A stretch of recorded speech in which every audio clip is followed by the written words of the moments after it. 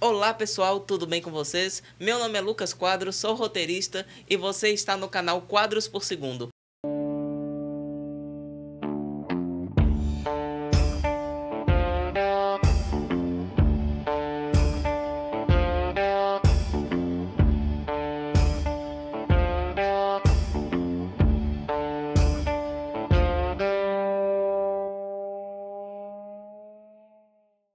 Hoje a gente está aqui para fazer uma coisa diferente nesse canal, que é uma tradição que eu vou iniciar aqui, que é de conversar com convidados, que não vai ser só eu falando sozinho, mas é eu falando com alguém, eu espero. E hoje, o convidado que nós temos hoje é representante do cinema comentado. Ele profissionalizou, sofisticou o nosso passatempo favorito, que é assistir e falar de filme. Eu tô aqui com ele, Eupídio. Muito obrigado por estar aqui. Lucas, muito obrigado pelo convite. É um prazer estar Prazer te aqui. ter aqui. Então, queria te perguntar inicialmente, se você fosse descrever o que é um cinema comentado para alguém e que tipo de pessoa deveria ir ao cinema comentado, o que você responderia assim? O que é o cinema comentado? Quem que deveria ir lá? Para quem que você recomenda? Bom, o cinema comentado é um espaço de encontro, um espaço de convívio, né? Ele surgiu lá em 2003, naquele momento em que ainda existiam locadoras de VHS, né? Ainda Aham. existiam locadoras Sim. de DVD, streaming nem na fantasia da Aham. ficção científica existia, né? Então é um espaço de convívio que Sim. reúne qualquer pessoa de qualquer idade que esteja interessada em cinema. A gente Uhum. vai exibir o filme, seja um filme de longa-metragem, seja uma seleção de curtas, né? Sim. E depois da sessão, a gente vai bater um papo sobre o que foi exibido. E esse bater um papo é uma coisa muito aberta. Pode ser Uhum. que, por exemplo, alguém queira falar sobre a parte técnica do filme, que alguém Aham. queira falar sobre o roteiro, por exemplo, né, Sim, sobre sim. as interpretações, ou a pessoa quer simplesmente dizer: "Ah, eu achei aquela cena legal, eu Sim. gostei daquilo ali, aquele personagem lembrou meu pai, lembrou meu namorado, lembrou minha namorada". Então, o cinema comentado ele surgiu com essa proposta, um projeto aberto ao público, né? Com sessões gratuitas, desde a sua fundação, todas as sessões são gratuitas, né? Aham. Onde as pessoas que curtem cinema, gostam de cinema, ou que têm algum interesse em cinema, né? Ou seriados, ou filmes de animação, Sim. documentários, etc., vão se encontrar para assistir e logo depois bater um papo, conversar sobre o que foi exibido. Sim, é interessante que, principalmente esse aí, quando é uma seleção de curtas, a gente descobre muita coisa lá, sabe? Que às vezes, quando é uma seleção de curtas, a gente não conhece grande parte deles, né?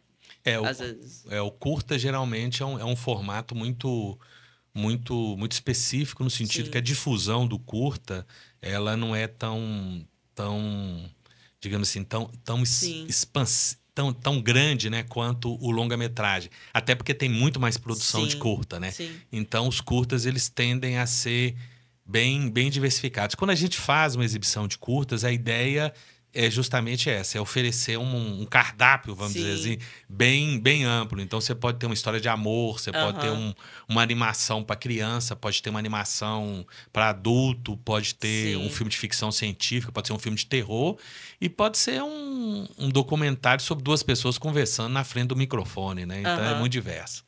E que é interessante, né? Que o curta, já que reúne vários, né, num encontro ali, você pode conhecer vários, né? Tipo, um filme, eventualmente, você vai conhecer ali um filme que você nunca viu, mas o curta, você tem a possibilidade de ter muitas experiências novas ou de rever, né? Experiências que você já teve.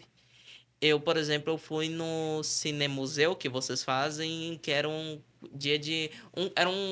uma coletânea de curtas de animação aqui do Isso. Brasil. Eu achei até um lá muito interessante que tinha a dublagem do Guilherme Briggs, tinha a voz do Guilherme Briggs, né, a voz original, que era sobre personagens que eles estavam brigando por algum Sim, motivo e que no final eles comem macarrão junto, algo assim, lasanha, algo do tipo, não lembro exatamente. esses curtas foram do Marão. O Marão é um Sim, animador brasileiro, né? E esses são dois personagens que estão em disputa, estão em briga, né? Uhum. Até que no final eles descobrem que eles gostam da mesma coisa. E realmente eu não me lembro do título agora, mas é isso. No final eles descobrem Sim. que eles curtem, tipo assim, lasanha. E a lasanha Aham. tem que ser feita dessa maneira. E é um clássico. Esse é um verdadeiro clássico do cinema de animação brasileiro. E ele ainda é da época, se não me falha a memória, da época do VHS. A cópia que nós Sim. temos lá é uma cópia. As cópias que foram exibidas, muitos dos filmes eram da época do Ah, VHS e eles foram digitalizados. Mas não tem essa qualidade da produção feita diretamente em digital, que são. Foi uma seleção que pegou a carreira do Marão, né? Desde sim. o começo até a produção mais recente dele, já com equipamento digital, animação Uhum. por computador, animação usando um pouco de cenário de 3D. Então, mas o Marão é uma figura extremamente importante dentro do cinema brasileiro. Ele acabou de lançar um longa também. Ah, É, sim. Longas Fossas Abissais. É uma história de super-herói, uma história de amor, um Aham. filme uma história de aventura. Não sei se está disponível em algum streaming, mas depois você pode dar uma procurada. Sim, vou procurar. É, parece. Aqui eu vi realmente nesses curtas dele que ele é um animador muito bom, assim.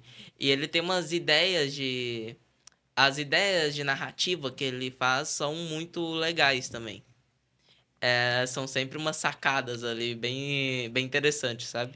E tem muito humor, né? Sim, e tem muito humor também, isso é muito legal.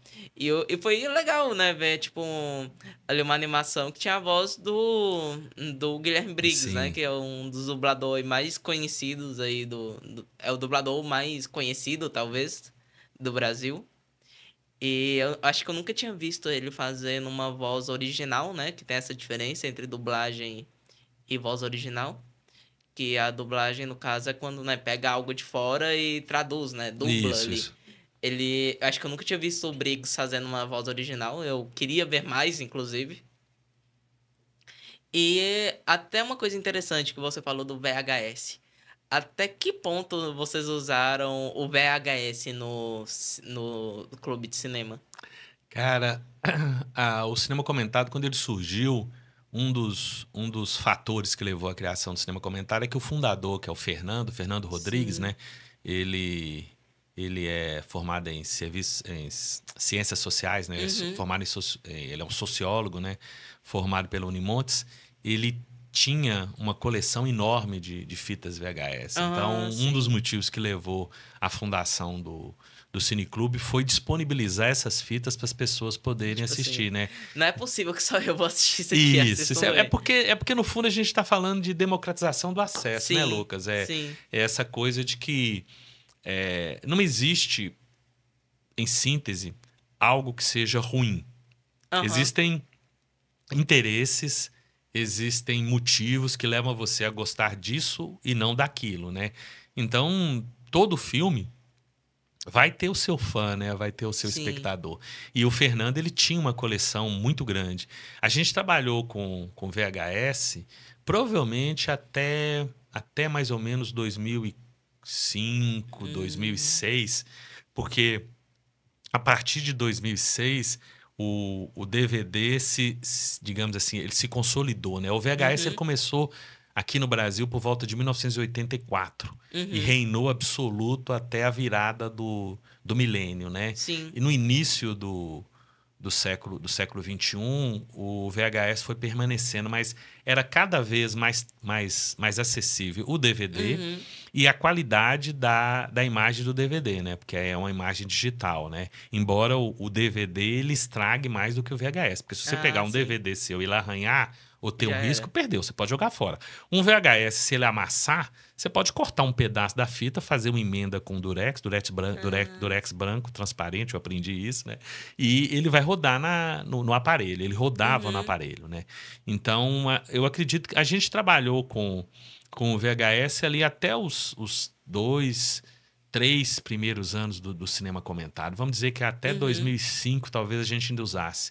Mas muito filme que a gente exibiu só tinha a cópia, né? Só tinha a versão em VHS. Então, Uhum. mesmo com a gente trabalhando com o DVD, ainda tinham aquelas produções mais antigas, né, que só estavam disponíveis Sim. em VHS.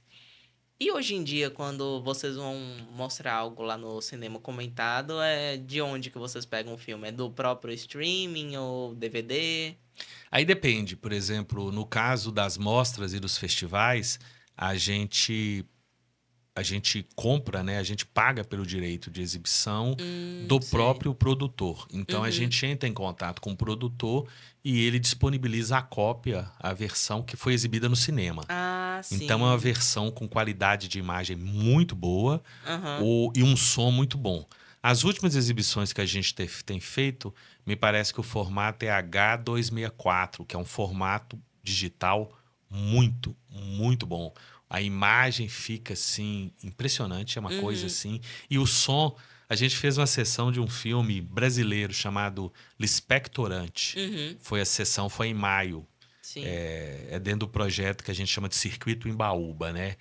Você conhece aquele auditório lá do museu onde é que a gente faz Sei. sessão, né? Sei. Tem aquelas portas de madeira que ficam no fundo, que você pode Aham. abrir as portas para o ar entrar para poder circular mais. Sim. Então a gente abriu a porta, porque a sala estava lotada, e eu fiquei fora da sala, encostado naquele muro onde é que tem Uhum. os grafites, e naquele muro onde é que tem os grafites, eu consegui ouvir o que estava sendo falado dentro da sala, porque a Nossa, qualidade do som, da reprodução estava muito boa. Tá que certo que a gente legal. aumentou também o som, Sim, né, para sim. não Colocou um talo. Quem tava é, lá na frente. é, para pessoa poder, para pessoa que tá dentro ouvir, mas não Aham. tava num som assim, tipo de festa. Então, mesmo assim, você conseguia ouvir lá fora porque a qualidade estava muito boa. Isso é muito bacana a qualidade de som, né? Que Sim. qualidade de som às vezes implica que quem tá longe consegue ouvir mesmo sem o som estar estourado. E você sabe que no Brasil, as salas de cinema, durante muito tempo, elas ficaram com uma qualidade, elas tinham uma qualidade de som, vamos dizer assim, mais ou menos, né? Só que Aham. como os filmes eram legendados, Ah, então sim. você não. Você, por exemplo, você está assistindo um filme dos Estados Unidos. Uhum. Você vai ouvir o som, mas você tem aquele movimento que você faz com os olhos, né? Sim. Para poder ler a legenda, né? Uhum. Principalmente para quem se formou na época que só tinha filme legendado, né? Se a Sim. gente voltar lá para os anos 80, anos 90, o predomínio eram de filmes legendados, né? Depois é que o Uhum. dublado foi ganhando espaço, né? Então você não tinha muito problema em relação ao som, porque você não estava muito preocupado com o Uhum. que você estava ouvindo, porque você estava lendo. Então, tinha o barulho, tinha o tiro, tinha a Sim. explosão, e qualquer coisa você lia a legenda. No caso do filme brasileiro, que você depende do som, aí era muito mais difícil para você poder ouvir, né? Então, as salas de cinema no Brasil, elas, durante um bom tempo, até, digamos assim, eu te diria, até o meados ali dos anos 90, uma boa parte das salas tinha uma qualidade de som muito ruim, o que Uhum. atrapalhava para você poder curtir o filme Sim. com a, digamos assim, com a qualidade, com a imersão necessária, né? E ainda hoje, né? De vez em quando acontece de ter algum filme lançamento aí, por acaso alguma sala de cinema, aí, né? Tipo, cinemas por aí no Brasil, tipo, às vezes as pessoas vão lá e reclamam que, tipo, naquele dia em específico o som não tava com algum problema que É, depois eles tiveram que resolver e tudo. E hoje eu acho que já se tem uma noção de que o áudio é muito importante. é porque você tem, antigamente você tinha aquela figura do projecionista, né? Que Aham. era o cara que ficava lá em cima na sala, né? Controlando como o filme passava, seja o filme em película, né, que tinha que Sim. colocar o celuloide lá, tinha que rodar o filme, tinha que verificar como é que estava a situação, seja o próprio filme digital. Então, às vezes, você tinha Opa. quatro salas, quatro projetores e alguém estava lá conferindo como é que estava. Sim. Hoje, o projetor fica isolado, né? A pessoa, às vezes, fica lá na Bomboniere ou lá na bilheteria, liga pelo computador e o filme começa a passar. Aham. Então, muitas vezes, a pessoa não tem uma noção de como está a imagem, nem como está o som. Porque quando ele testou, estava perfeito, mas nada impede que tenha dado algum bugzinho, algum Sim. problema, né? E aquilo que o narrador do Clube da Luta fala é verdade? Que tem uma hora que tem que trocar a fita que aparece uma imagem. Aparece uma falha assim na tela, segundo ele, que é o momento que o cara precisa trocar a fita. Antigamente você tinha os filmes vinham em rolo. Sim. Então você tinha que pegar o rolo e colocar num rolo maior. E nesse rolo maior, o filme estava emendado. Aham. Então, às vezes, quando acabava um rolo, tipo, por exemplo, você tinha 1 hora, aí o filme durava 1 hora e meia. Então, acabou o rolo de 1 hora, tinha que colocar o rolo da meia hora. Então, tinha Sim. o que você fazia, o projecionista fazia? Ele fazia uma sobreposição de imagem. Aham. Uma cena que terminava num rolo, ela praticamente continuava no outro rolo e ele colocava a Ah, sei. lente junta, né? E aí o projetor jogava, tipo, por exemplo, acabava uma imagem e ia para outra. Nesse momento, às vezes, dava uma interferência. E às vezes o rolo Aham. quebrava também, né? O rolo arrebentava, aí a imagem, a tela ficava branca. Que é mais ou menos a referência que faz no Clube da Luta, que eles Sim. fazem isso. Não sei se você assistiu um filme, tem um filme que chama Funny Games, é do Michael Haneke. Ah, acho que eu sei É qual um que é. filme que 1 hora o personagem fala assim, não, nós vamos voltar. E aí tem aquele movimento de rebobinar a Sei, fita sei. ou de voltar com a fita, né, que você Aham. aperta o rio, e isso acontece no filme. Ele Hum. fez isso para falar, ó, porque no caso do Funny Games acontece uma coisa e aí ele volta pro passado Aham. para não acontecer essa coisa, porque Sim. tá dentro da narrativa. Então é um experimento que o Haneke fez, que ficou muito famoso esse filme. Esse filme é interessante porque ele tem a versão europeia e tem a versão dos Estados Unidos. E o mesmo Ah. diretor fez as duas versões, foi o próprio Michael Haneke, né? Os americanos falaram assim: "Ah, esse filme tá falado em, acho que era francês, me parece, francês, o Haneke, eu não sei se ele é dinamarquês ou belga. Então, provavelmente o filme estava falado em francês ou talvez em dinamarquês, né? Sim. E aí os americanos, eles têm um problema clássico de não ler Eles legenda, não né? lançam, é. Então, eles contrataram o Haneke para ele fazer uma versão. Aí o que ele fez? Ele simplesmente filmou o mesmo roteiro. É a Caramba. mesma história. A única diferença é que tem o Tim Roth e a Naomi Watts no elenco, né? Enquanto que o É, a outro versão, é a mesma literalmente. história. Se você quiser fazer essa experiência, assista os dois filmes, por exemplo. Ou então assista um, Aham. depois assista o outro. Você vai ver que se tiver diferença, é coisas mínimas, sabe? Tipo Sim. assim, de espaço físico, por exemplo, Sim. cenário, essas coisas. Mas a narrativa começa e termina da mesma Mas maneira. caramba, né? Americano é complicado. Tipo, dublagem eles não conhecem, não. É, Precisa, eles precisa fazer a versão deles do filme. eles têm esse. Aí você vai entrar numa questão cultural, né? Isso Sim, é uma questão de uma afirmação cultural, de uma ideia de hegemonia, né? Uma questão de poder mesmo, né? A gente sim. sabe que a indústria dos Estados Unidos é a indústria cinematográfica mais conhecida e mais difundida, né? Eu me lembro que eu li isso há muitos anos. Quando o filme estreia em Nova York, Los Angeles ou São Francisco, praticamente naquele mesmo dia ele está estreando em uma capital do mundo, de um outro país do mundo. Se não Uhum. estiver estreando nesse dia, estreou no dia anterior Sim. e vai estrear no dia seguinte. Então, se Aham. você pegar um avião claro, vai ter que ter muito dinheiro para fazer isso, né? O É. avião sair pousando em Nova York, Los É. Angeles, São Francisco, e a pessoa for numa sala de cinema e depois ela vai lá a Londres, Paris, São Paulo, Rio de Janeiro, Roma, Madrid, Lisboa, vai estar passando o mesmo filme.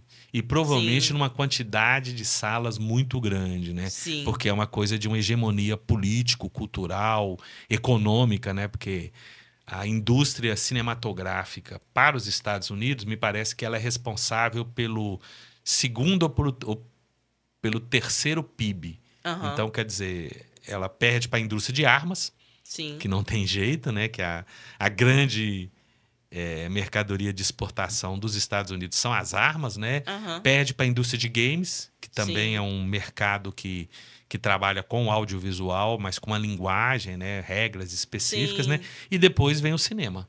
Então é um negócio muito rentável, né? Também, o pessoal fala. O pessoal me fala muito, né, sobre essa questão que a indústria de games é mais lucrativa do que o cinema ou do que a música também, né? E qual que é a questão? É que os games têm todos uns fatores, que tem a questão da venda do console, aí tem a questão da venda do jogo, que é mais caro do que o ingresso de cinema, entende? Então, tipo, claro que é realmente lucrativo, mas, tipo, tem todos esses fatores, assim, que as pessoas têm que levar em consideração pra não ficar comparando É. necessariamente uma coisa com a outra, sabe? No fundo é muito dentro de uma ideia que você tá tá fazendo uma comparação no sentido de que essa comparação vai valorizar um dos elementos, né? Sim, Então, mas é o tipo de comparação sim, que você, se você pegar os referenciais, as referências base, muitas vezes não tem nada a ver, né? É sim. como comparar maçã com tomate, né? Ou Aham. comparar feijoada com salada de aspargos. Sim. É, porque, por exemplo, um jogo hoje em dia dos consoles atuais é R$ 300, entendeu? Tipo, e às vezes ainda tem coisas extras pra comprar no jogo. Então, claro que vai ser lucrativo, é caro. É claro, né? E fora que você sempre vai ter uma atualização, né? Sim, Você pode oferecer gratuito por um determinado tempo e depois sim. cobrar. E aí, nesse Tem a período venda. gratuito, você vai ter gente falando, gente Sim. divulgando, né? Tem, que hoje em dia tem a toda a questão também de venda de cosméticos no jogo, né? Que é aquelas coisas que compram um personagenzinho Ah, com uma roupinha. Entendeu? que interessante isso. É, tipo, e tem jogos, inclusive, que são gratuitos, mas que eles geram. Todo o lucro deles é por causa disso, que é tipo. As pessoas saem uma roupinha nova e ela quer ter, entendeu? Se precisa de uma arma nova É, também, um poder novo, né? a galera, tipo assim, já tratou isso meio que como aposta, inclusive, né? Tipo, já jogou dinheiro, assim, num site pra ver se ganhava aquela. Pra ver se ganhava tal arminha no jogo, entendeu? Ah, interessante, né? Mas Sim, é o mercado, né? O sim, mercado está sempre gerando novas formas para poder manter funcionando e para poder manter o lucro dentro do melhor sim. padrão possível, né? Eu acabei de Maior lembrar. padrão, né? Sim.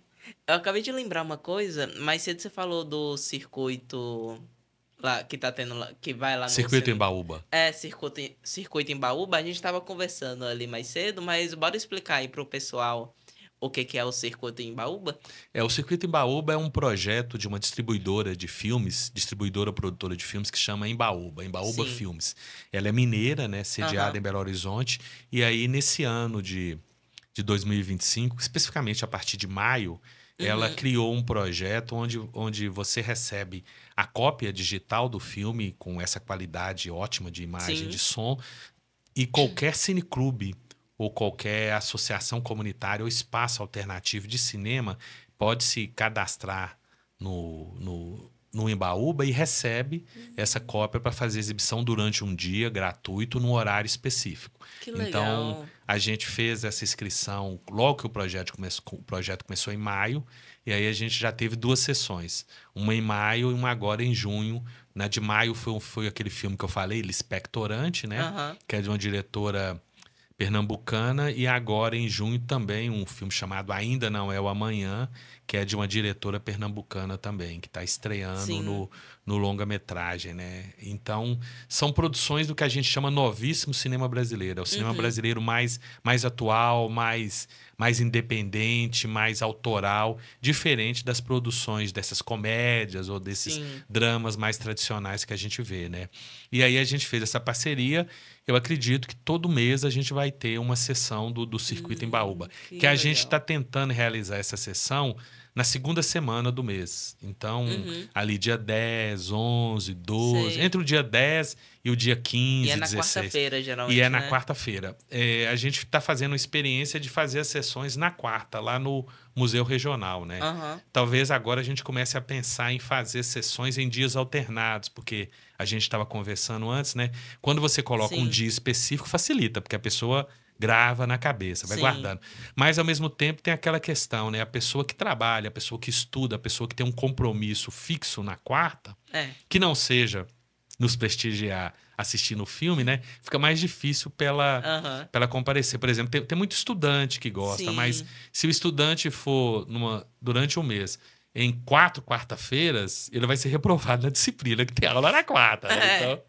Então a É. gente tem que pensar nisso também. Talvez a gente faça uma alternância, né? Uma quarta, uma terça, uma quinta, uma sexta, né? Para poder ter essa variação. Sim. Às vezes, né, futuramente ter mais de uma vez por semana, né? Sim, sim, sim. O lance todo é você manter o público, né? Você Sim. conseguir que as pessoas apareçam, que as pessoas venham para assistir o filme, né? Que as pessoas saiam de casa, porque aí é uma outra questão também, né? Sim. Você tá falando de games, né? Games é um produto que você consome em casa, né? Na frente do Sim. seu E computador. hoje, né, tem toda a questão dos streaming, que é tudo em Isso. casa, né? Tipo, a galera agora, muita gente não vai mais no cinema ver o filme, espera sair em algum streaming. Você vai no cinema geralmente quando é aquele que o pessoal chama de filme-evento, né? É Sim, aquele filme que não é só um filme, né? É um produto que tá agregado ao filme uma série de outros fatores. Por exemplo, o filme para família, que é o sim. que mais tem, né? Um desenho animado que geralmente vai o pai, a mãe e levam as Ou mesmo, crianças. né? Tipo, às vezes a internet inteira tá, tipo, com os olhos voltados Sim, pra isso. Tipo, teve o Barbie, né? isso. Com O o Barbenheimer é Oppenheimer. um É, o exemplo Barbenheimer. perfeito, isso aí. O Eu Barbenheimer é um acho esse exemplo perfeito. termo sensacional, inclusive. Isso. Barbenheimer é muito bom. Inclusive, acho que tá os dois no Prime Video, entendeu? Você pode, tipo, maratonar os dois no mesmo Eu dia, acho igual, que né? estão. O Oppenheimer eu sei que tá, porque Sim. ontem eu tava dando uma fuçada lá no Prime, né?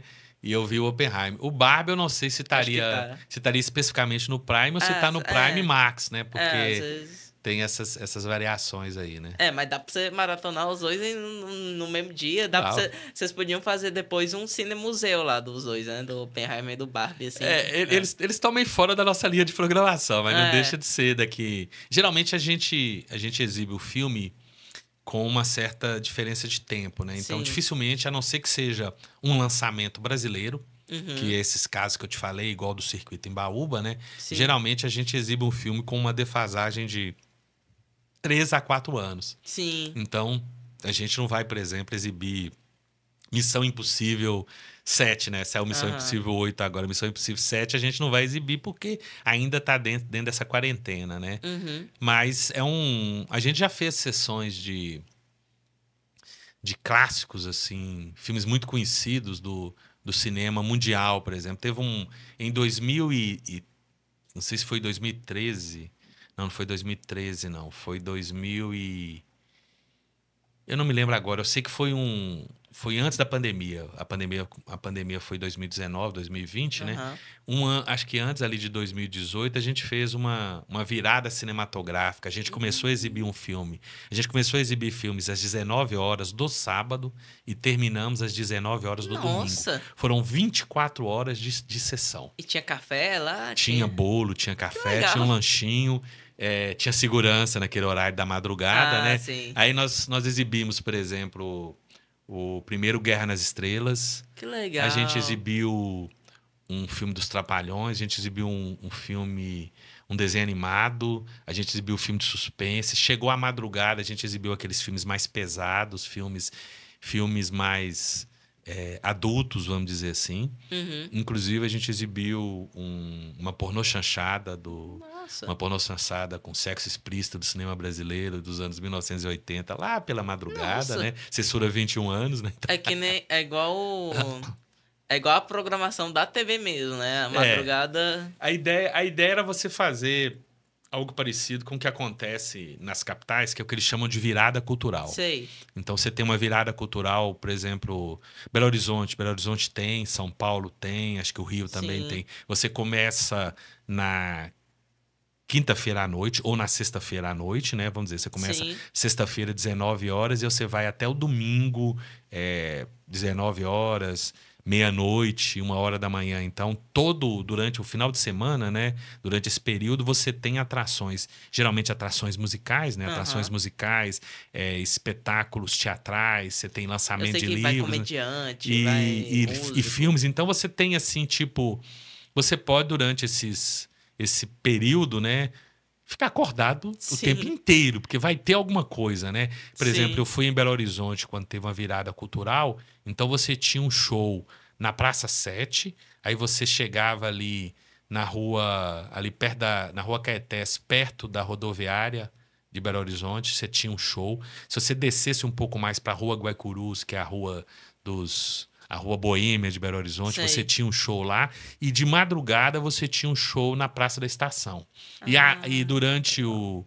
ou digamos assim, o horário do almoço, tinha apresentação na Praça da Estação. E aí Que você legal. poderia depois ir lá para o Parque Municipal, porque tinha show também. Então, aquele Sim, entorno central de Belo Horizonte ficou praticamente tomado. Você poderia fazer algo assim em Montes Claros, por sim, exemplo, que você poderia pegar ali Praça da Matriz, Praça Coronel Ribeiro, sim. Praça de Esportes, Praça Doutor Carlos ali, Flamarion, né? Praça Flamarion. Então, quer dizer, as pessoas ficariam rodando por esse espaço com várias apresentações. Sim, Aí poderia ter alguma coisa no Centro Cultural, poderia ter no sim. Museu Regional, por Igual, exemplo. às vezes acontece muito isso, por exemplo, em festa de agosto, né? Só que, Isso. tipo, a questão do tempo, né? Uhum. Tipo, fazer a virada mesmo, que seria muito legal. Você teria a ideia de que são 24 horas. Uhum. Então, por exemplo, pode ser que você tenha um espetáculo teatral infantil, 10 horas da manhã, num teatro. Aí você não precisa ir, porque de repente não é Sim, muito a sua praia. Mas aí vai ter um show de rap às 2 horas da manhã, na praça. Aí você vai pro show de rap. O show de rap termina, pode ser que tenha um show sertanejo numa outra praça. Aí você vai para esse show.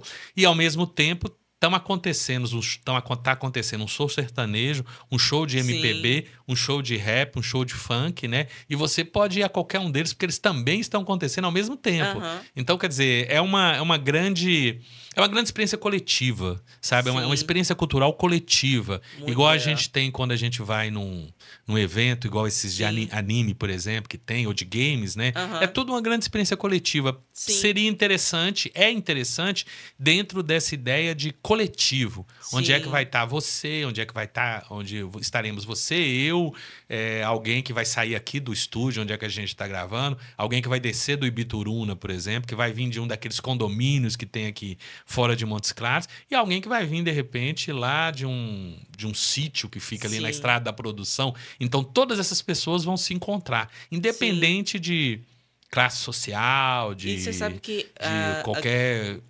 aqui em Montes Claros, volta e meia, tem um evento desses de games, de animes, né?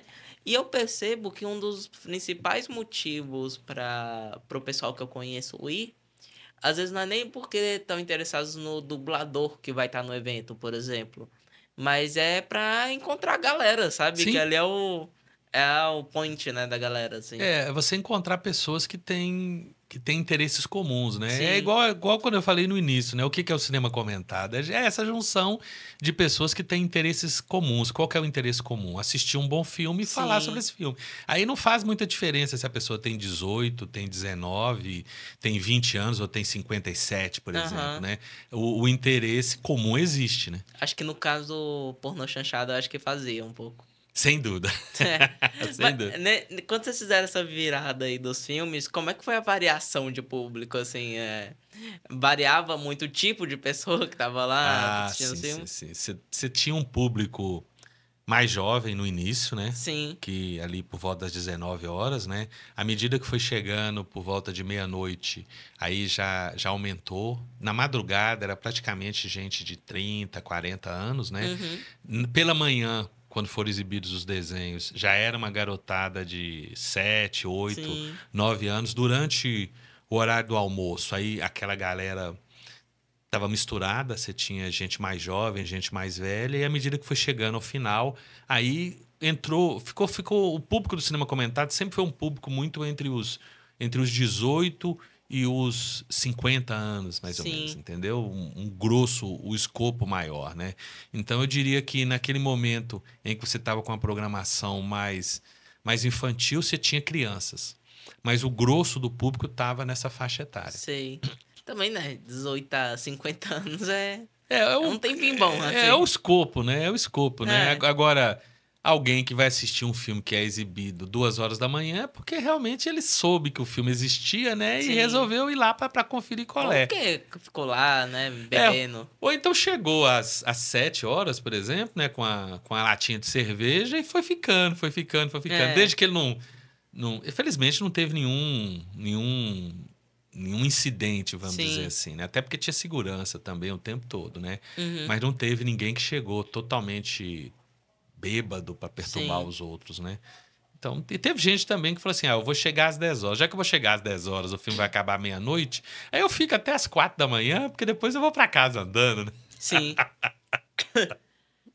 É, e já e aí foi tudo filme ou foi série? Só filmes, só Só filmes. filme? Aí você tinha desde filme brasileiro até filme europeu, filme dos Estados Unidos, desenho animado, né? Mas tudo, Aham. tudo dentro da linha do que a gente classifica de filmes. E longa-metragem.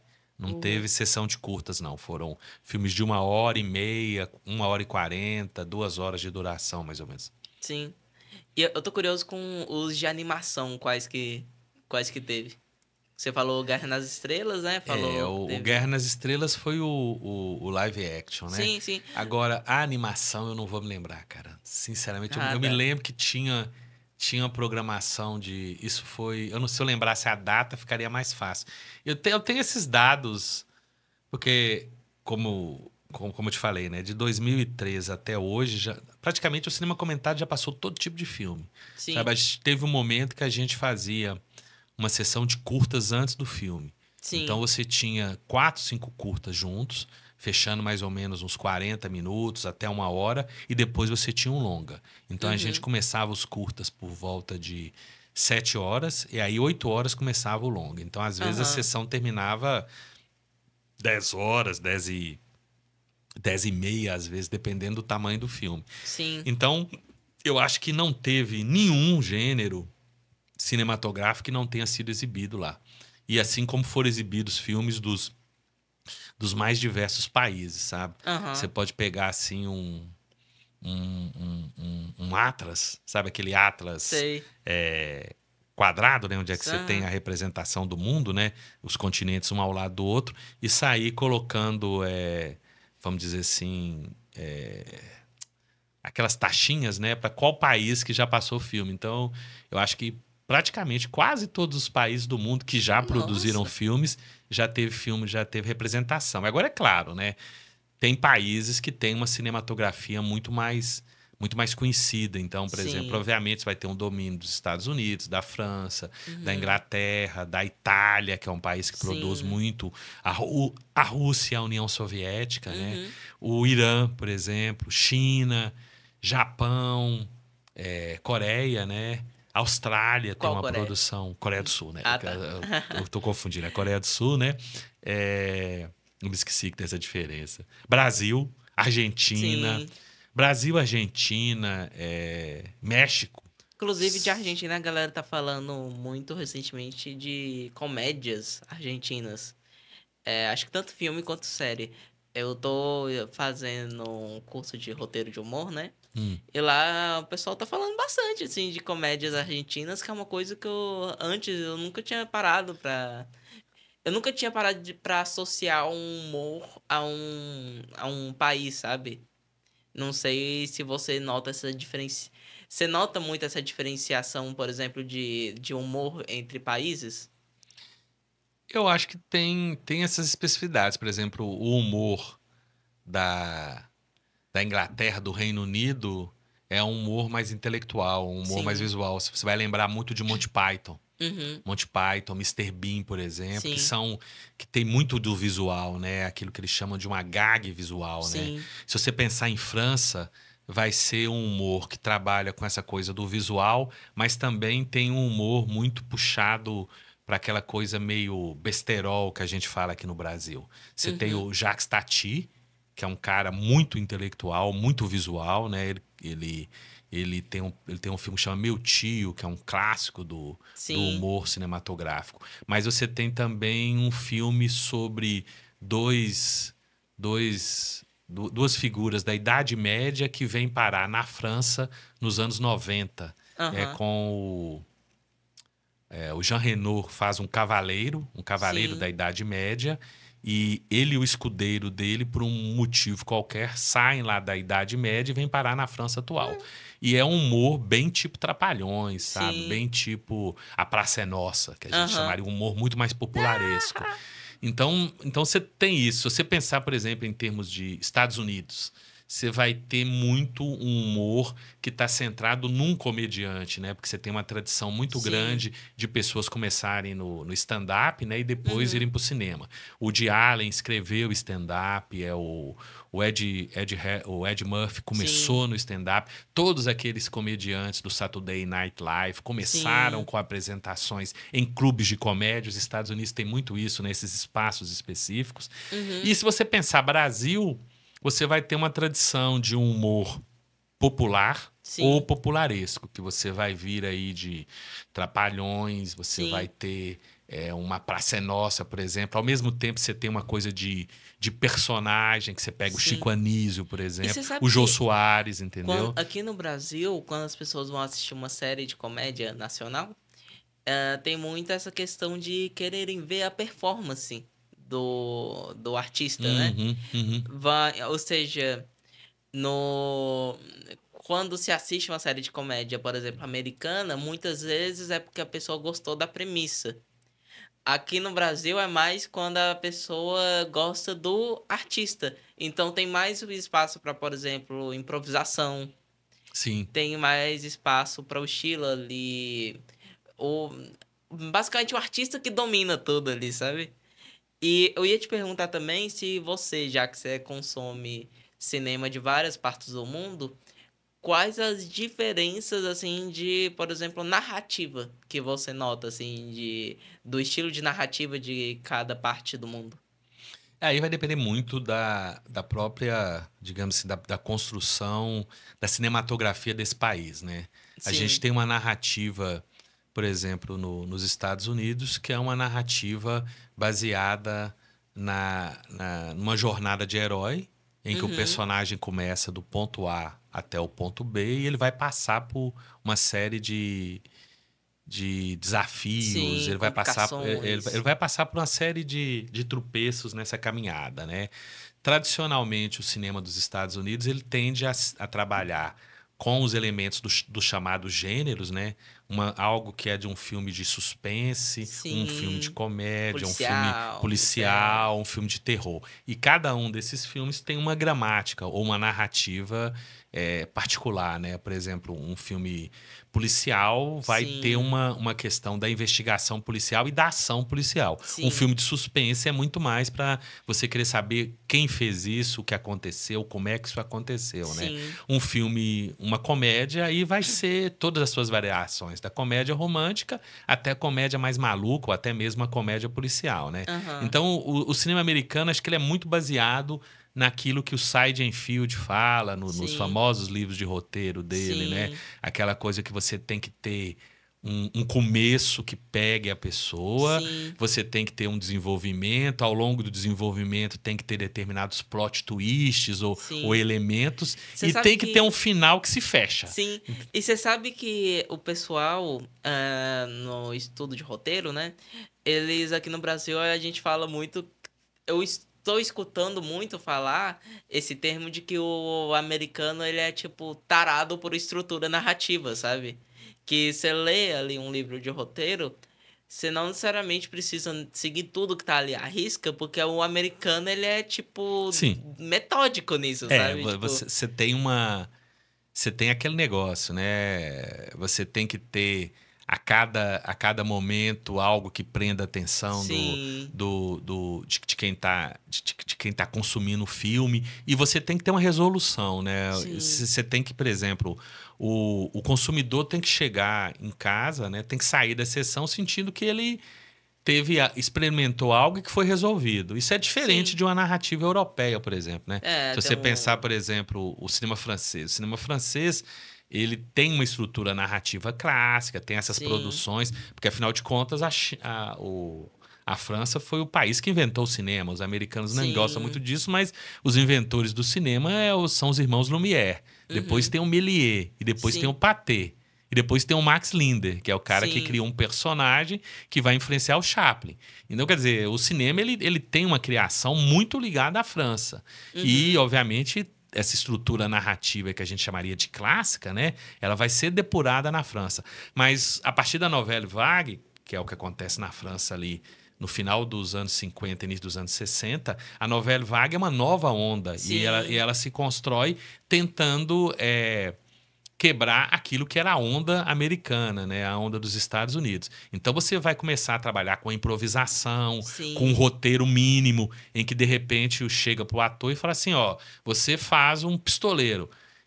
Ah, mas e aí? Não, você é um pistoleiro. Você pode ser um pistoleiro, que é pistoleiro por causa disso daqui, mas você é um pistoleiro. Você vai matar ele ali. Não, mas por que eu vou matar ele? Você vai matar ele porque te mandaram matar. Mas por que eu vou fazer isso? Você é um pistoleiro. Você pode interpretar. Só que na hora que você atirar, você vai atirar de costas e ele vai ser atingido. Só que você vai estar de costas para ele. Ah, mas como é que eu vou atingir? Não tem problema. Você vai atingir. A bala vai dar uma volta. É um negócio, uma bala né? curva. Você contrata ali um roteirista, assim, paga tipo assim.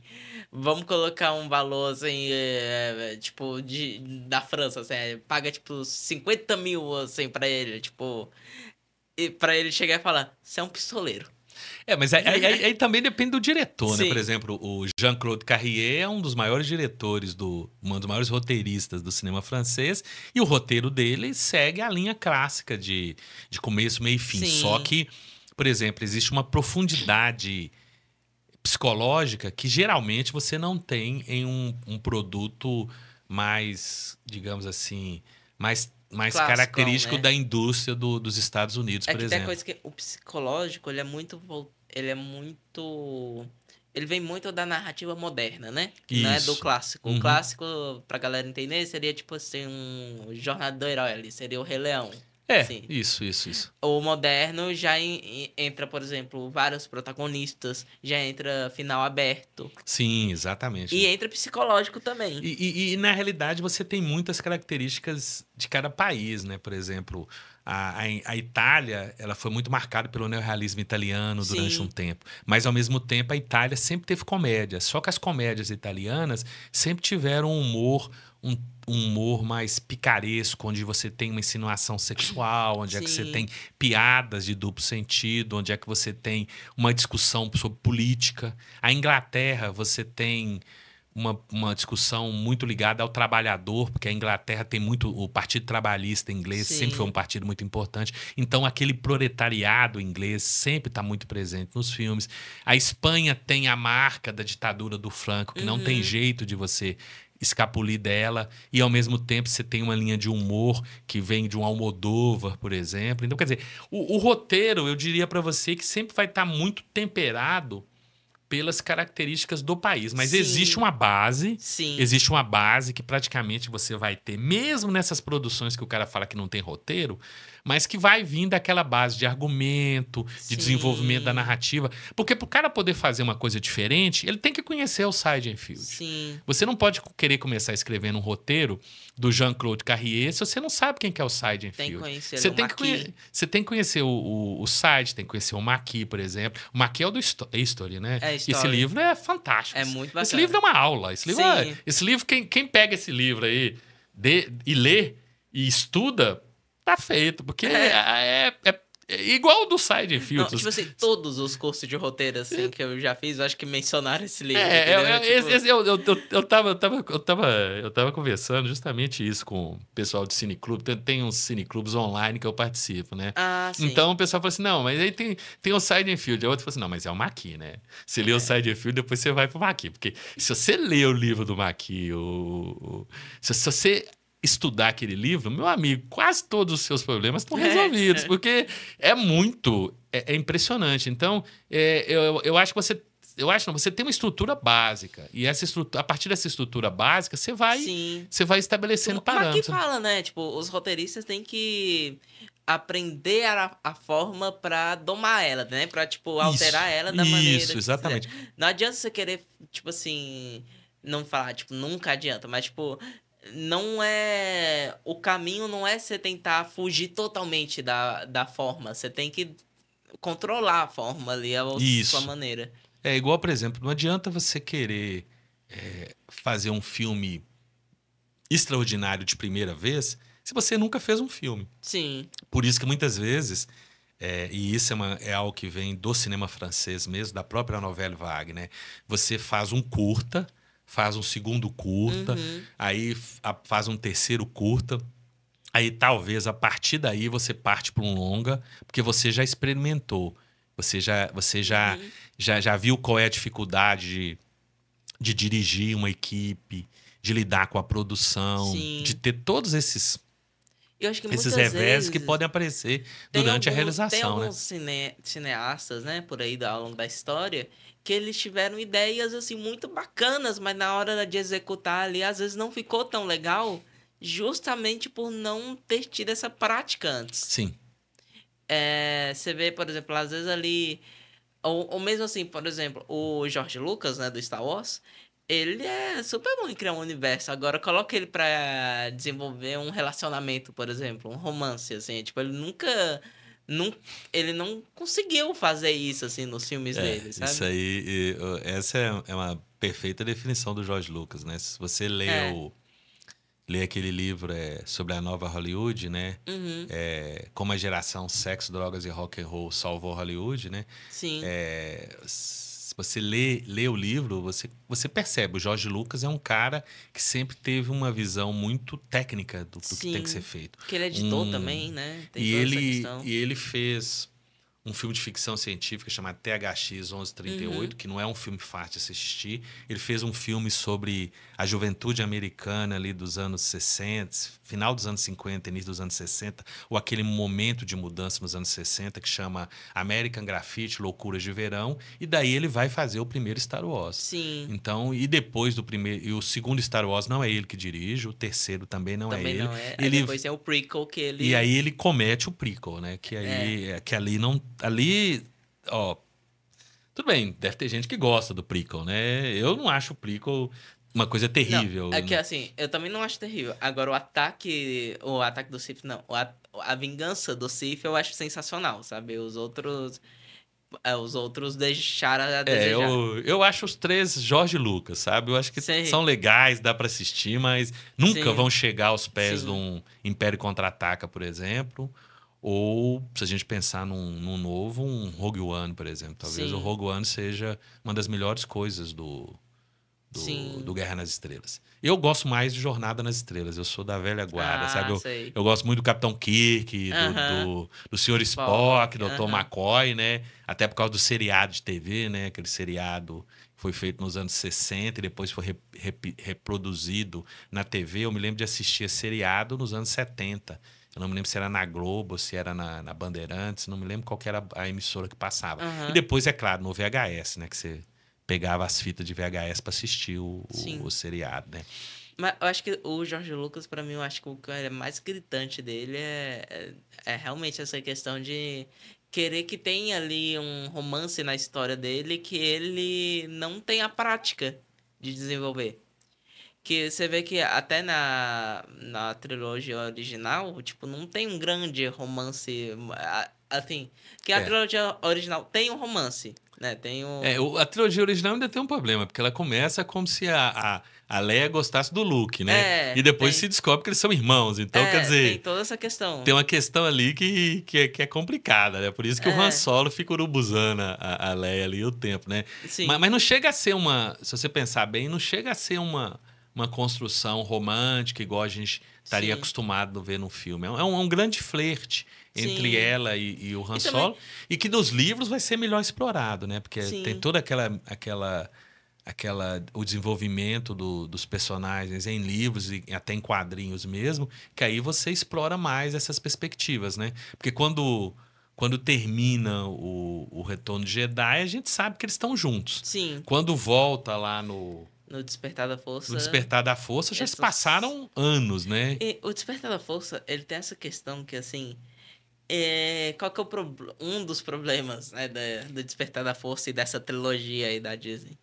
É que eles, tipo, invalidaram, foram contra as resoluções da trilogia clássica. Hum, Ou seja, personagens ali que terminaram juntos não estão mais juntos.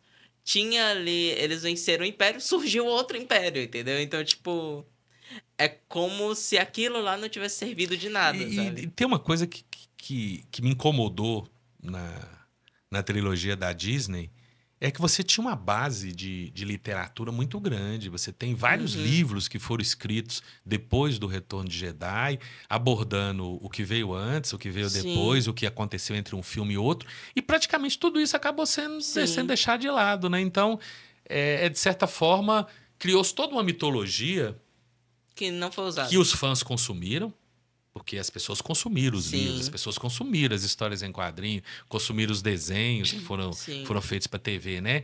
E de repente falou assim: ó, gente, aquilo ali tudo foi um universo alternativo. Vamos aqui Ah, mostrar como é que foi. é lenda. E a coisa não pegou, né? Porque o primeiro é um.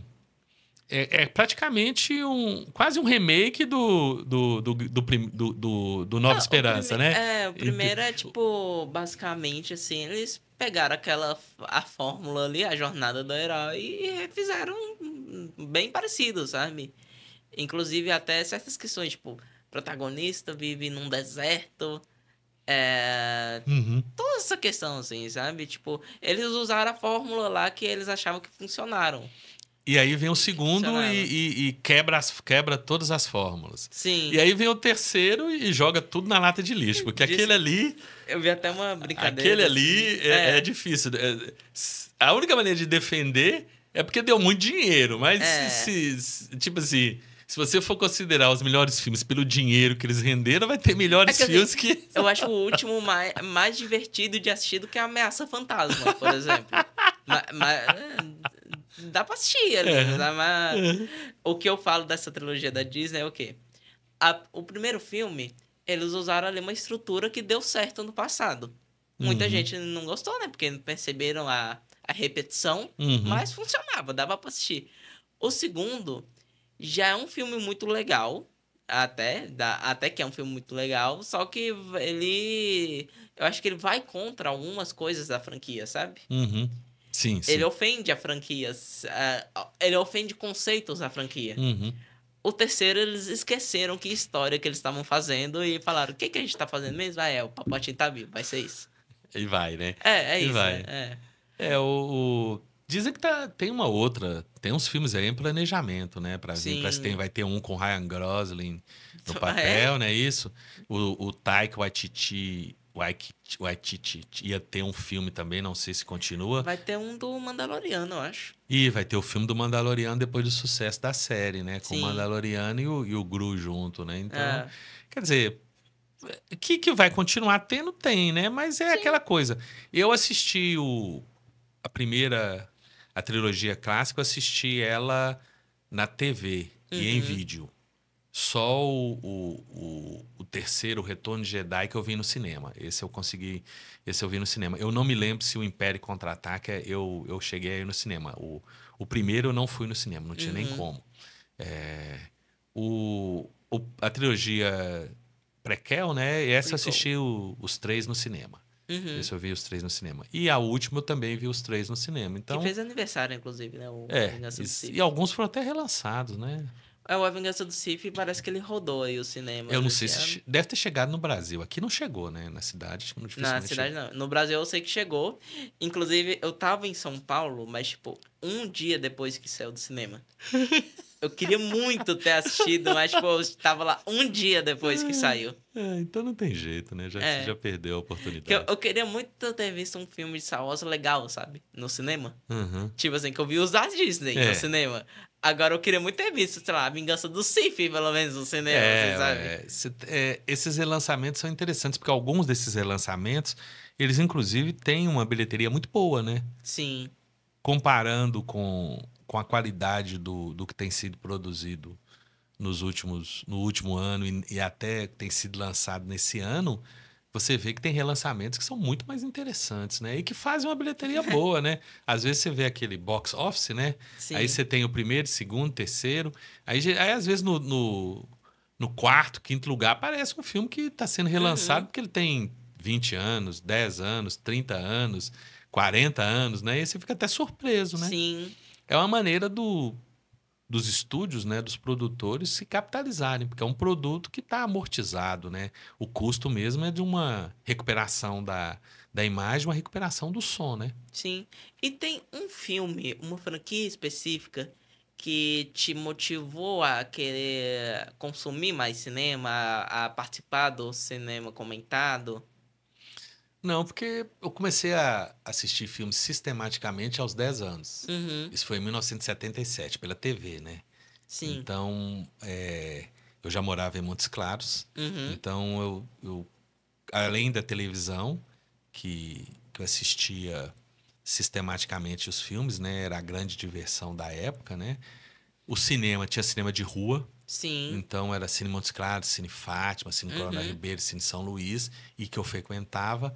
Mas a própria ideia de franquia, naquele momento, a única coisa que se assemelhava a uma concepção de franquia eram aquelas séries de terror, tipo sim. Sexta-feira 13, Aham, principalmente, né? Halloween, por exemplo, né? E sim. os filmes do 007. Só que os filmes do 007, eles tinham um diferencial porque muda o ator, né? Sim, sim. Então você tem os primeiros filmes com Sean Connery, depois você tem o George Lazenby, aí o Sean Connery volta, depois tem o Roger Moore, aí Vai ter outra vai agora, né? o Timothy Dalton, tem o Pierce Brosnan, o Daniel Craig, e agora tá chegando a hora de ter um novo, né? Porque o Sim, Daniel Craig já saiu fora, inclusive já faz um bom tempo, tá passando da sim. hora de...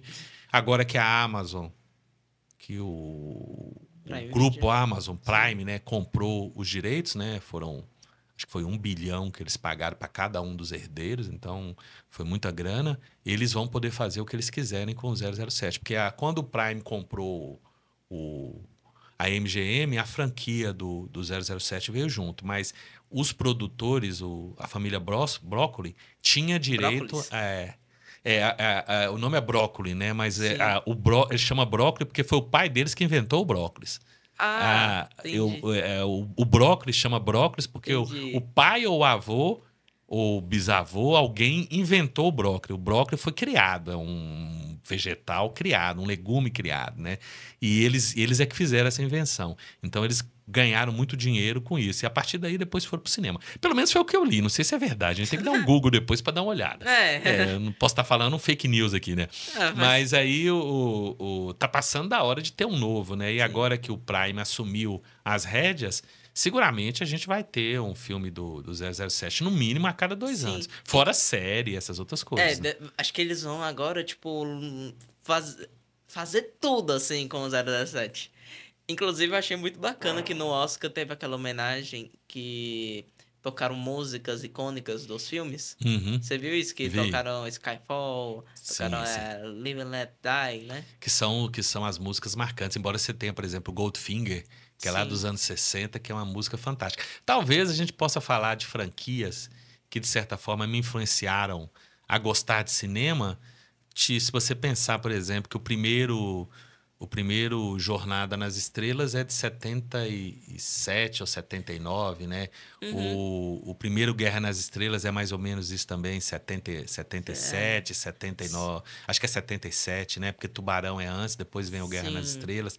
Então, o próprio 007, mas essa ideia de franquia é algo até muito recente, se a gente pensar nisso. Tem franquias que eu consumi muito, por exemplo, Harry Potter, eu assisti todos Uhum. os filmes e li os livros também na época, né? Então é uma noção que se tornou muito presente. Eu estava olhando, por exemplo, da Marvel, acho que a Marvel tem 30, 33 ou 34 filmes. Nossa. Isso foi antes do Thunderbolt e antes do Capitão América. Então, 35, E 36 eu agora. tinha assistido. Eu só não tinha assistido 2 filmes, que eram Nossa. Quantumania Uhum. e as Marvels. Todos os outros, até as Marvels, eu assisti. E qual. Então, quer dizer, por quê? Porque eu gosto de história em quadrinhos. Sim, Eu gosto de história em quadrinhos. Eu comecei a ler história em quadrinhos aos 12 anos, em 1979. Eu comecei a colecionar quadrinhos com Capitão América, Tex e Heróis da TV. Heróis da TV sim, trazia os heróis da Marvel, né? O Capitão América era a revista do Capitão América. Depois vai vir o Super-Homem. Quer dizer, o Super-Homem e o Batman já tinham de uma sim. editora chamada Ebal, que eu comecei a colecionar nessa época também. Então, eu vou te dizer, eu sou um consumidor. Agora, se Sim. você virar pra mim e perguntar qual desses filmes realmente são bons, aí a gente vai ter que pensar com calma. Provavelmente É. Pantera Negra tá no meio. Agora os outros eu vou ter que pensar um pouco com calma. Capitão América 2 também tá no meio. Já são dois, né? Guerra Civil. Guerra Civil você não curte, Guerra não? Civil, eu prefiro. Guerra Civil É que acho que eu te entendo, que você lê os quadrinhos, provavelmente, É, né? ali não dá pra se levar muito a sério, porque Guerra Civil é outra coisa nos quadrinhos, né? Sei, é que eu entendo isso, que Talvez os dois do Thanos, né? Guerra sim, Infinita e Ultimato, sim, sejam. São eventos, né? Eu acho que ninguém que tava com mais de 10 anos escapuliu desses eventos, né? sim. Então. É que eu acho que o Guerra Civil, particularmente, eu gosto muito, assim. Só que eu entendo quando alguém que lê os quadrinhos não gosta, sabe? Não gosta tanto. Porque eu entendo o que foi. É que nos quadrinhos é uma coisa muito diferente, É, né? Muito maior, é uma coisa inclusive. muito. É uma coisa muito abrangente, porque você tá mexendo ali com a base do universo de quadrinhos da Marvel, né? Você está Sim, estabelecendo duas linhas, né? Uma sim. linha do Homem de Ferro e a linha do Capitão América. Enquanto que o Uhum, Homem de Ferro é uma coisa mais autoritária e que pressupõe um controle e um governo sim. controlando tudo, a do Capitão América é uma coisa mais independente, uma coisa mais Que é como se de nos filmes, resistência, né? em vez de ter um filme só, é como se tivesse alguns filmes ali da Guerra Civil, né? É, exato, exato, exato. É por isso. Agora é uma franquia, é um universo, o universo cinematográfico da Marvel tem seus momentos. Sim. Agora, por exemplo, o John Wick é uma franquia que eu particularmente acho muito Uhum, boa. O Bourne, Jason Bourne é uma franquia também que sim. eu acho muito, muito, Você assistiu agora o muito interessante. Bailarina? Não tive coragem de assistir o Bailarina, porque tá todo mundo falando tão mal dele que eu não me dispus a ir ao cinema.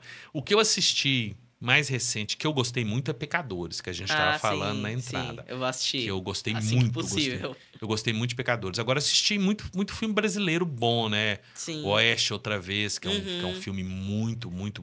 Eu assisti ele lá no Festival de Roteiro de Porto Alegre, o Frapa. Ah, sim. Filmão. Sim, o diretor dele tava lá, Nó. inclusive. O diretor é O, goiano, né? o Guto. É o, e ele é um cara que fez o quê?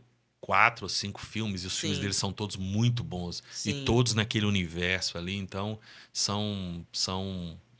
O cinema brasileiro é muito bom, sabe? O cinema brasileiro é Sim. muito bom. Eu assisti um lá no festival que vocês fizeram, aqui em Montes Claros. Eu assisti o Mais Pesado é o Céu. Ah, sim. Não, esse Grande filme. filme, assim, ele me marcou. Grande filme, Confesso com grande você, filme. assim. E uma interpretação do casal muito boa, né? Matheus Sim. Nartigalli, não lembro o nome da atriz. Filmão. Tipo assim, ó, pessoal, é uma dica. Assista esse filme. Talvez traumatize um pouco, mas assista. Sabe aquele negócio de quando você tá um pouco perto demais do som e o som tá um pouquinho alto pra você? Uhum. Eu tive isso nesse filme, que, tipo, nos momentos drásticos, digamos assim, me marcou um pouquinho mais, porque o som entrou no meu cérebro, assim, sabe? No fundo, eu acho que a gente volta àquela questão, né? Não, o cinema, não só o cinema, né? Todos esses produtos culturais, eles estão muito ligados ao público, né? À percepção Sim, do público, ao gosto do público. Então a gente estava falando aqui de Jornada nas Estrelas, a gente tava falando de Guerra nas Estrelas, Star Wars, a gente tava falando de 007.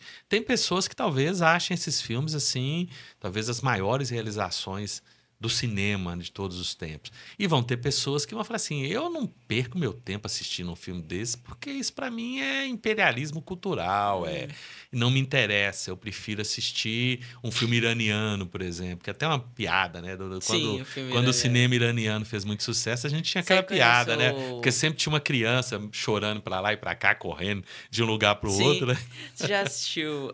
Assistiu não, você já conhece aquela banda, o Pedra Letícia? Não É uma conheço. banda meio de humor, meio não de humor, mas é que eles têm uma música que ele fala que na faculdade ele tinha uma namorada, que eles passavam todo o tempo juntos, falando de poesia e discutindo cinema iraniano, entendeu? Porque teve uma época que parte da identidade do intelectual descolado era assistir filmes iranianos, né? Então, Sim, isso. que ele falava que era o plano dele parecer tão cult, mas que na verdade ele acertava no chute, entendeu? Isso, exatamente. Então é bem isso mesmo. Então cinema é muito isso, né, Lucas? Sim, É você saber que tem um público que vai consumir aquele produto e que você vai oferecer um produto que já tem certas normas. Você pode fugir aqui e ali, tentar uma experiência, mas que é um produto que tem determinadas normas básicas que o grosso da produção vai obedecer a essas normas, né? Sim. O que não quer dizer que serão filmes ruins, né? Não quer dizer de jeito nenhum. Sim. Mas enfim, só de fazer uma das últimas perguntas aí. Qual que é o seu tipo de filme, assim, favorito? Você tem? Que tipo de filme, assim, que você gosta? Hoje eu trabalhei em locadora durante... Sim, nossa. Eu comecei trabalhando em cineclube, quando o cineclubismo estava tava retornando a Belo Horizonte. Foi criado um cineclube chamado Savassi Cineclube, que foi Sim. se não me falha a memória, o primeiro cineclube particular, né, que não era ligado a Sim. uma instituição pública, né? E eu tive a oportunidade de trabalhar no Savassi justamente no seu início. Eu acho que ele abriu num mês, na segunda semana ou na terceira semana eu já estava trabalhando lá. Então Você estudou o quê eu formei em comunicação social e jornalismo na UFMG. Sim. Eu formei em 1990 e o Savassi é mais ou menos dessa época, 89, 90. Eu sei que eu estava quase formando e eu comecei a estagiar lá, aquele famoso estágio, que não é estágio, acaba sendo trabalho mesmo, né? Depois do Savassi, eu fui trabalhar numa rede de locadoras de Belo Horizonte chamada Companhia do Vídeo. E aí eu entrei de cabeça no mercado do vídeo, fazendo treinamento de pessoas, como indicar filmes, fazendo treinamento sobre marketing de venda de filmes, fazendo jornais para locadora, sabe? Jornaizinhos onde é que você tinha o filme que chegou, a sinopse do filme, o que você pode assistir. Ah, é o mês dos namorados, tem esses Sim. filmes aqui para você assistir. Ah, é o mês de outubro, é o mês do Halloween, então tem esses filmes aqui. É Natal, assista. Então, eu fiquei muito tempo ligado a isso. E uma das coisas que eu aprendi é justamente essa diversidade, esse Sim. olhar diversificado. Quando você trabalha em locadora, você tem que ter uma visão muito ampla, porque a pessoa chegava, né, para você. Falava assim, eu acabei de assistir Ghost, do Outro Lado da Vida, Sim. que é um clássico do cinema Sim. romântico, absoluto, né? Essa pessoa fala assim, eu peguei esse lançamento aqui e gostei. O que você indica para mim? Porque a pessoa falava para você, a pessoa chegava assim, sim. o que você que trabalha aqui me indica? Hoje eu falo isso pro chat GPT. Pois é, então substituir a pessoa pelo chat tipo... GPT. Você não pode virar para essa pessoa que acabou de devolver o Ghost e que Ghost é um lançamento, e indicar para ele um outro lançamento se você não tiver a mínima noção do que o Ghost é. Você não pode indicar para alguém que te devolveu o Ghost falando, leva esse filme do 007. A possibilidade que a pessoa não goste é muito grande. Django Livre, exato. Então, quer dizer, isso o Tarantino fala isso, né? O Tarantino é um cara que o seu gosto cinematográfico, a sua formação cinematográfica está muito ligada a locadoras de vídeo, né? Ele trabalhou em locadora há muitos anos. Tem até muita lenda aí, mas realmente ele trabalhou, né? Sim. Quer dizer, aquela geração do Tarantino são pessoas que se formaram assistindo vídeo, né? Tarantino, Rodrigues, o Kevin Smith, são pessoas que vêm dessa geração. Então, eu diria para você, gêneros cinematográficos, existem 3 gêneros cinematográficos que eu gosto muito, que é o western, ou o bang bang, é o terror e a ficção científica. São 3 gêneros que eu gosto muito, entendeu? São gêneros que eu assisto qualquer filme, do melhor até o pior. Dentro do gênero de terror, o personagem do terror que eu mais gosto é o zumbi.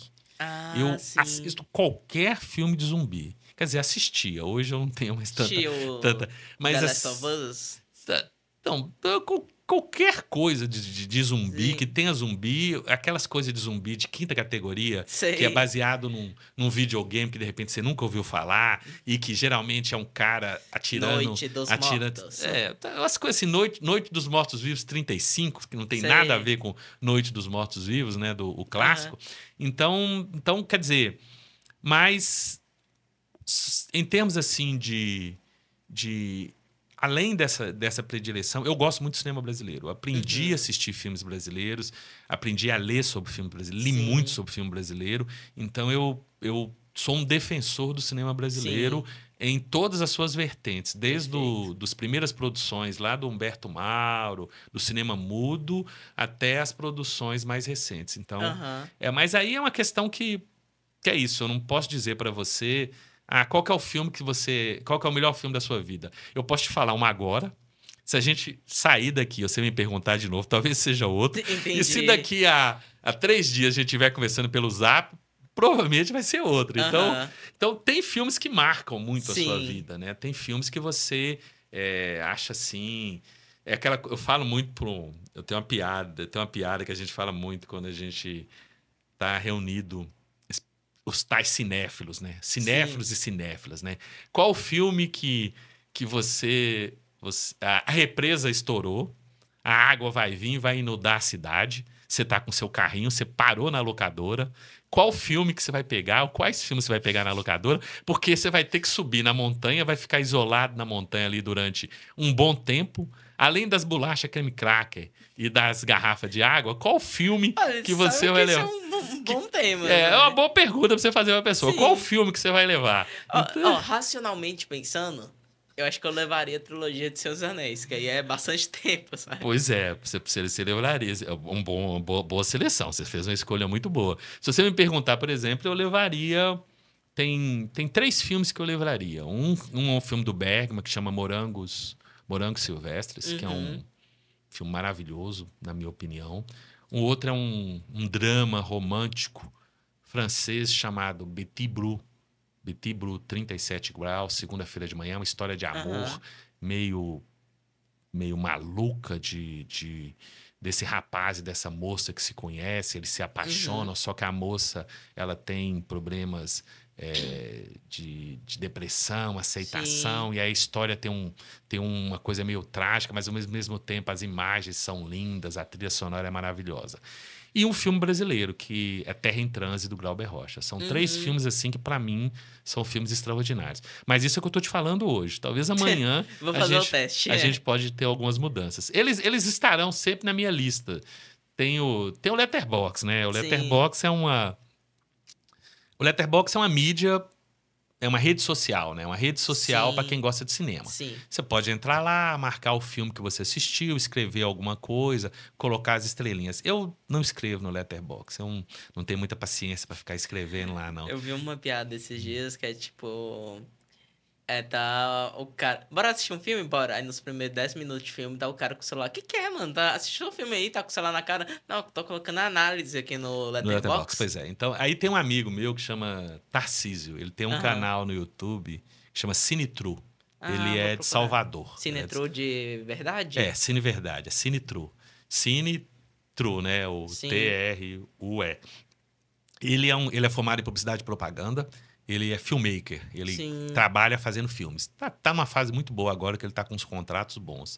Então ele tem o Letterboxd dele. Foi ele que, inclusive, num cineclube online, ele e um estudante de cinema de Recife, chamado Hugo, eu os conheci através de um cineclube online. Eles falaram assim, mas como é que você não tem um Letterboxd? Você tem que fazer um Letterboxd. Aí eles me forçaram a fazer um Letterboxd, me estimularam. Em 2013 eu fiz. Acho que foi 2013 eu fiz o Letterboxd, né? E agora tá em alta, né? Agora... E aí o Tarcísio fala o seguinte, você tem que ter 100 filmes que são os filmes da sua vida. Mas só podem ser 100. Então, se você colocar 100 filmes... e você encontrar o filme 101, algum tem que sair para esse filme entrar. Então, é um jogo. Então, ele tem na lista do Letterboxd dele, acho que são 79 filmes. Ele falou que até hoje ele assistiu filme pra caramba, Tarcísio. Ele assiste filme de todos os tipos de filme, porque ele gosta, ele quer conhecer cinema. Ele quer conhecer cinema, é igual, por exemplo, você estuda roteiro. Para você estudar roteiro, você tem que ler todos os roteiros. Você tem que pegar o roteiro do Kurosawa, o roteiro do Godard, o roteiro que segue o Seidenfield, o roteiro que segue o Maki, e você tem que assistir para você ver o que... Quer dizer, você lê o roteiro e vê o que tá na tela, você percebe que tem as mudanças. Você pode fazer isso com qualquer um. Você pegar o roteiro de Cidade de Deus e ver o filme Cidade de Deus, você vai ver... As variações que aconteceram, né? Até pela montagem do que você está vendo. Então, ele estabeleceu essa regra. E aí, ele e o Hugo, a gente tem essa brincadeira, né? Nenhum de nós tem 100 filmes ainda. Acho que o Tarcísio Uhum. está com 79, o Hugo acho que está com 70, 75, acho que eu tô com 83, mas Ó, nenhum você de tá nós... chegando Eu tô perto, ó. chegando perto. Nenhum de nós chegou aos 100 filmes. Mas a ideia é essa, se você chegar aos 100 filmes da sua vida, e aí, obviamente, você já tem que estar com uns 40, uns 35, 40 anos, Sim. mais ou menos, pra você chegar nessa quantidade, 100 filmes, né? Aham. Qualquer filme novo, alguma coisa vai ter que sair. Sim. Então, eu achei Rogue One maravilhoso. Então, alguém tem que sair pro Rogue One entrar. Sim. Eu achei, sei lá, Barbie. o Barbie, o Oppenheimer maravilhoso. Então, alguém tem que sair, algum filme tem que sair para ceder espaço para esse. É um exercício, porque você está sempre preparado para o novo.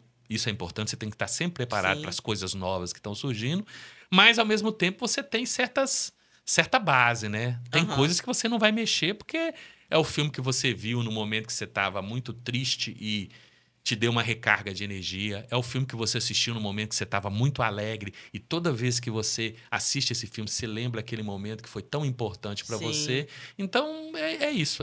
Eu acho muito difícil escolher algo absoluto. Sim. Embora eu acabei falando algumas coisas meio absolutas aqui, né? Tanto que eu, assim, volta e meia eu percebo, eu conheço, vejo na internet algum roteirista, algum diretor especializado em um tipo de filme. Tipo, um roteirista de comédia, Hum, por exemplo.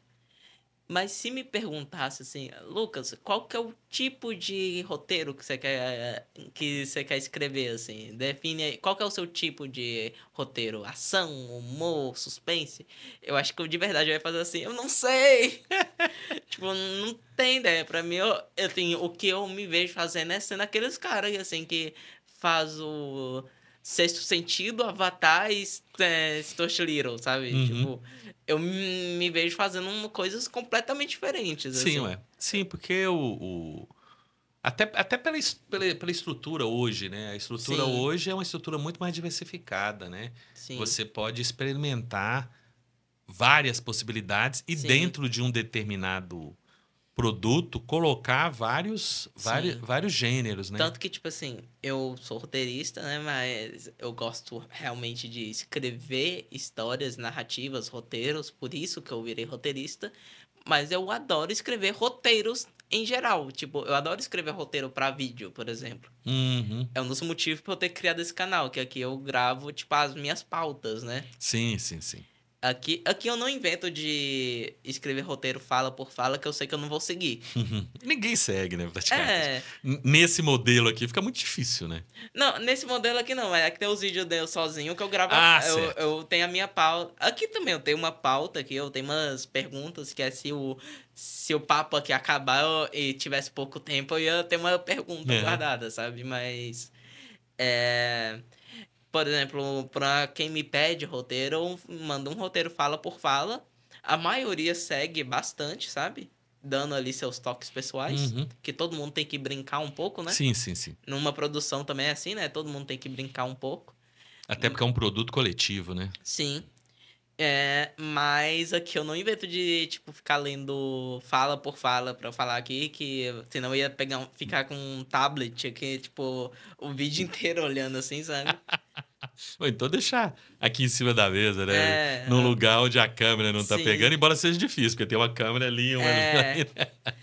Mas, enfim, a gente falou aqui de os filmes da sua vida, os filmes que você vê quando tá triste, os filmes que você vê quando tá feliz, e eu espero que esse podcast seja um dos podcasts da sua vida. Eu espero que se a represa estourar aí, você leve esse podcast com você e que você assista esse podcast mesmo quando você estiver triste ou quando você estiver feliz, por que não?